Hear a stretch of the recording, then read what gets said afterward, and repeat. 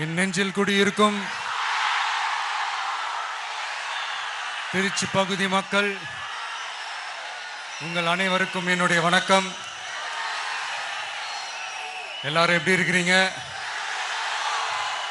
காலையில் எல்லாரும் சாப்பிட்டீங்களா? ரொம்ப நேரமா வெயிட் பண்றீங்க போல. இந்த சீக்கிரம் முடிச்சிடுறேன். கேஸ் பிரச்சனையெல்லாம் எப்படி இருக்கு? சரியாயிடுச்சா? சால்வ் ஆயிடுச்சா? கேஸ்லாம் புக் பண்ணீங்கன்னா புக் ஆகுதா? இந்த கேஸ் பிரச்சனையினால எவ்வளவு பிரச்சனைகள், எவ்வளவு டீ கடைகள் மூடிட்டாங்க, எவ்வளவு ஹோட்டல்ஸ் மூடிட்டாங்க, இதனால எவ்வளவு கஷ்டங்கள், எவ்வளவு நஷ்டங்கள். அவங்களாச்சும் கொஞ்சம் உஷாரா இருந்திருந்தாங்கன்னா இந்த கேஸ் தட்டுப்பாடை கொஞ்சம் கண்ட்ரோல் பண்ணியிருக்கலாம். இவங்களாச்சும் கொஞ்சம் முன்னெச்சரிக்கையா இருந்திருந்தா அட்லீஸ்ட் நம்ம ஊர்லயாச்சும் இந்த கேஸ் தட்டுப்பாடை கொஞ்சம் கண்ட்ரோல் பண்ணியிருக்கலாம். இவங்க 2 பேரும் தான் இதுக்கு காரணம். ஆனா நம்ம ஸ்டாலின் சாரை கேட்டீங்கன்னா நமக்கு அதுக்கும் சம்பந்தமே இல்லையே அப்படின்பாரு. ஆனா அவர் வீட்டில் ஏதாவது ஒரு ரைடுனா, அவர் வீட்டில் ஏதாவது ஒரு பிரச்சனைனா டெல்லிக்கு பறந்து போயிட்டு வருவாரு. இந்த கேஸ் சிலிண்டர் பிரச்சனைக்கு கொஞ்சம் டெல்லிக்கு பறந்து போயிட்டு வரலாம்ல, கொஞ்சம் பிரயோஜனமாச்சு இருக்கும்ல. கேஸ் சிலிண்டருக்கு மானியமா 100 ரூபாய் தருவேன்னு சொன்னீங்களே, என்ன ஆச்சு? கரும்புக்கு ஆதார விலையா 4000 ரூபாய் தருவேன்னு சொன்னீங்களே, என்ன ஆச்சு?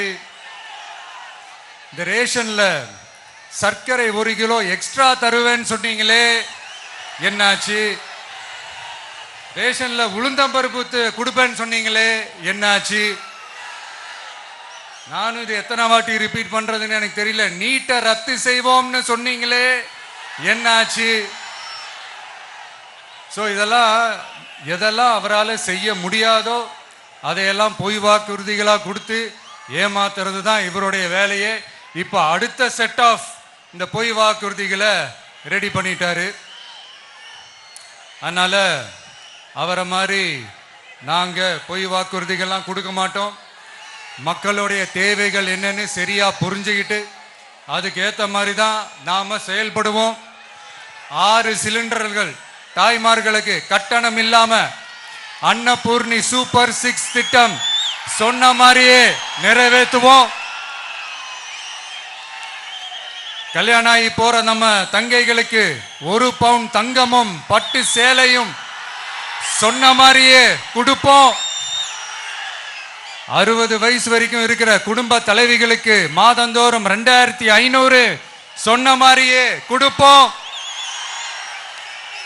என்னுடைய அம்மா, அக்கா, தங்கைகள் எல்லாருமே தமிழ்நாட்டில் எந்த மூலையிலிருந்து எங்க வேணாலும், தமிழ்நாட்டுக்குள்ள எந்த பஸ்ல வேணாலும் ஃப்ரீயா சொன்ன மாதிரியே ஃப்ரீயா போகலாம்.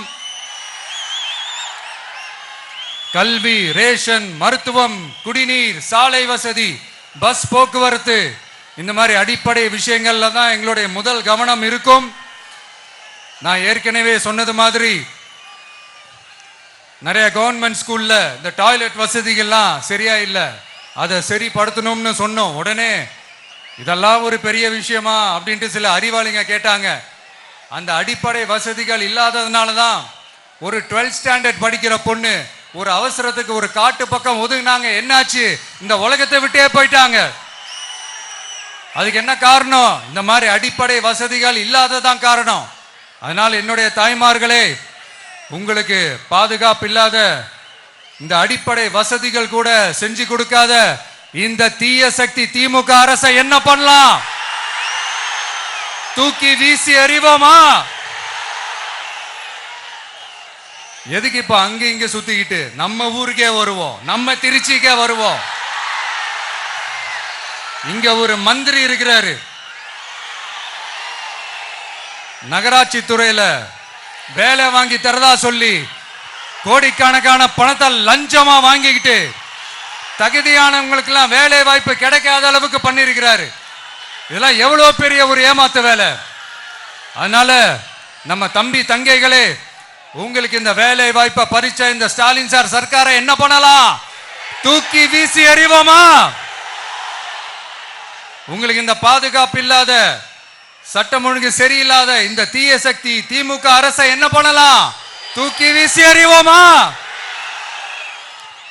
நகராட்சி துறையில மட்டுமே 1000 கோடிக்கு மேல ஊழல்னா அப்ப மற்ற துறையில எல்லாம் கொஞ்சம் கணக்கு போட்டு பாருங்க, தலையெல்லாம் சுத்தி போயிடும்.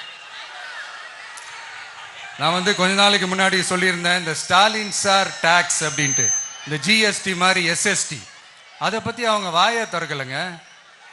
என்னமோ அவங்களே ஒத்துக்கிட்ட மாதிரி இருக்குது. ஆமா, இப்படி ஒரு டாக்ஸ் இருக்குது அப்படின்னு அவங்களே ஒத்துக்கிட்ட மாதிரி ஆயிடுச்சு.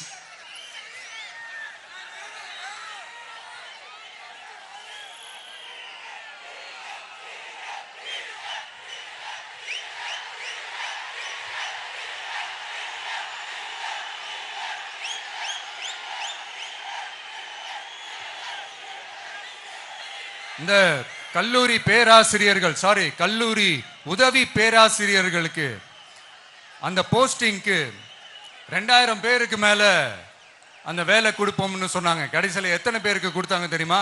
வெறும் 5 பேருக்கு. 2000 எங்க, இந்த 5 எங்க? அதனால இதெல்லாம் வெறும் அறிவிப்புகள் மட்டும்தான். இது மாதிரி லட்சக்கணக்கான காலி பணியிடங்களை நிரப்புவோம்னு சொன்னாங்க. அதுவும் என்ன ஆச்சுன்னு தெரியல. இதெல்லாம் வெறும் அறிவிப்புகள் மட்டும்தான். இதனால ஒரு யூஸுமே கிடையாது. யூஸ்லெஸ் கவர்மெண்ட் இது. அது மாதிரி 100% ஒரு நியாயமான ஒரு ஆட்சியை நாம கொடுப்போம்ங்க. 100% நீங்க இந்த விஜய நம்பலாமுங்க. நீங்க நம்புறீங்கன்னு எனக்கு தெரியும். அதனாலதான் என்னுடைய சொந்த பந்தங்களாகிய உங்ககிட்ட எனக்கு அந்த உரிமை இருக்கு. எனக்கு ஒரு வாய்ப்பு கொடுங்க, எனக்கு ஒரு சான்ஸ் கொடுங்கன்னு உங்ககிட்ட கேட்காம வேற யாருக்கிட்ட நான் கேட்பேன்? அதனால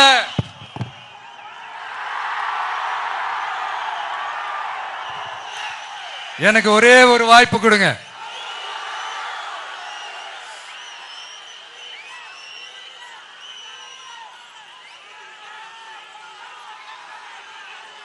இருந்தாலும் ரொம்ப முக்கியமா ஒன்ன நீங்க ஆழமா மனசுல வச்சுக்கணும். இந்த எலெக்ஷன்ல திமுக ஏலத்தில் எடுத்திருக்கிற கல்லாப்பெட்டி கூட்டணியோட சேர்ந்து, அப்புறம் நாம ஏற்கனவே சொன்னோமே அந்த மற்றும் பலர் கூட்டணின்னு ஒண்ணு இருக்குல்ல, அவங்களோடும் கள்ள கூட்டணி போட்டுக்கிட்டு எல்லாரும் முன்னா சேர்ந்துக்கிட்டு நம்மள உங்க விஜய எப்படியெல்லாம் எதிர்க்கிறாங்கன்னு நான் சொல்லிதான் உங்களுக்கு தெரியணும்னு அவசியம் இல்லை. இந்த கரூர் நிகழ்ச்சி சூழ்ச்சின்னு பலர் சொல்றது மாதிரி நம்ம கடைசி படமான ஜனநாயகன்,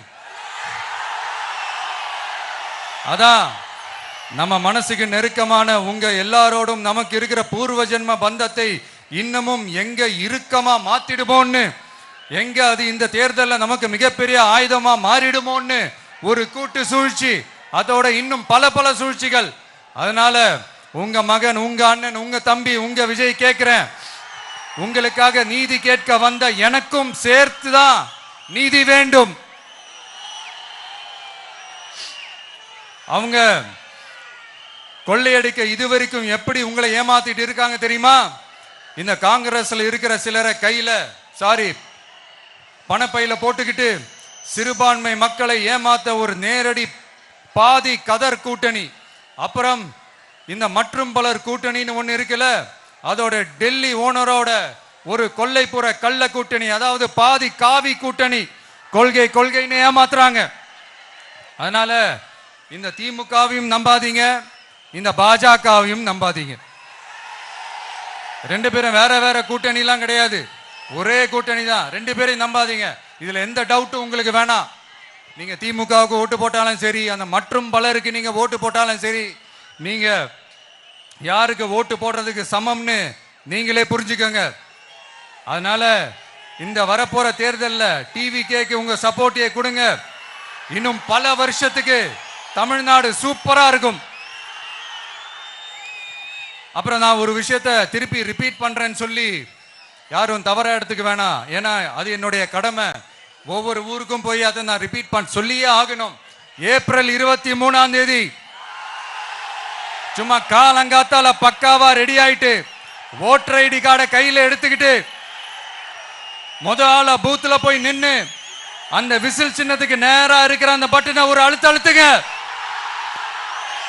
உங்க வீட்டுல இருக்கிற ஒவ்வொருத்தரையும் அழைச்சிட்டு போங்க. சப்போஸ் வெளியூர்ல இருந்து இங்க திருச்சியில இருக்கீங்கன்னா என்னடா ஊருக்கு போய் ஓட்டு போடணுமேன்ட்டு அசால்ட்டா விட்டுறாதீங்க. இப்பவே அட்வான்ஸ் அவங்களுடைய டிக்கெட்டை புக் பண்ணுங்க. இது ஒரு தலைமுறைக்கான ஒரு தேர்தல், உங்களுக்கான தேர்தல். எவ்வளவு பெரிய வசதியான வாழ்க்கையா இருந்தாலும் எல்லாத்தையும் உதறி தள்ளிட்டு உங்களுக்காக மட்டுமே வந்திருக்கிறேன். உங்களுக்காக நன்றி கடன் செலுத்துறதுக்காக மட்டுமே வந்திருக்கிறேன். அத்தனை வழிகளையும் தாங்கிக்கிட்டு உங்களுக்காக மட்டுமே வந்திருக்கிறேன்.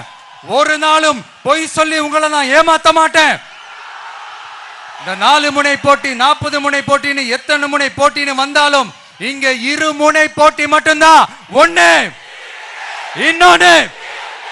ஒன்னு டிவிகே, இன்னொன்னு டிஎம்கே. மக்கள் விரோத ஆட்சி நடத்துற ஸ்டாலின் சார் வேணுமா, மக்களை நேசிக்கிற விஜய் வேணுமா? அவ்வளவுதான் இந்த தேர்தலே. அதனால உங்க விஜய்க்கு, உங்க அண்ணனுக்கு, உங்க தம்பிக்கு, உங்க பிள்ளைக்கு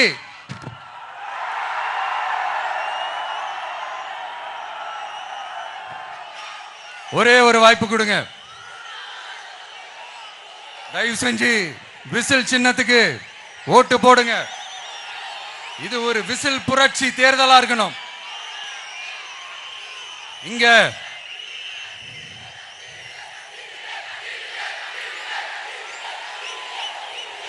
தேங்க்யூ.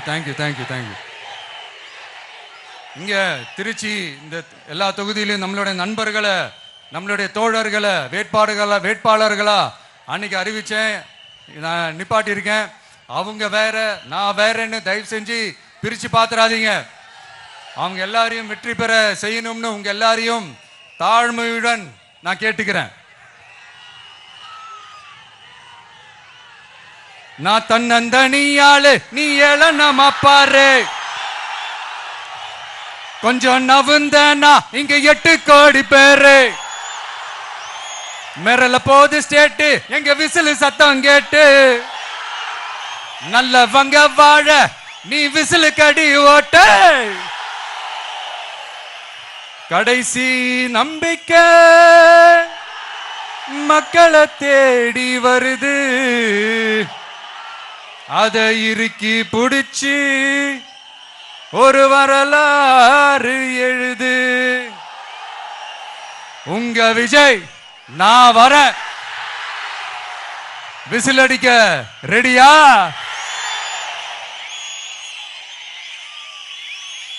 கான்பிடண்டா இருங்க. நல்லதே நடக்கும். வெற்றி நிச்சயம். மீண்டும் சந்திக்கும் வரை நன்றி, வணக்கம்.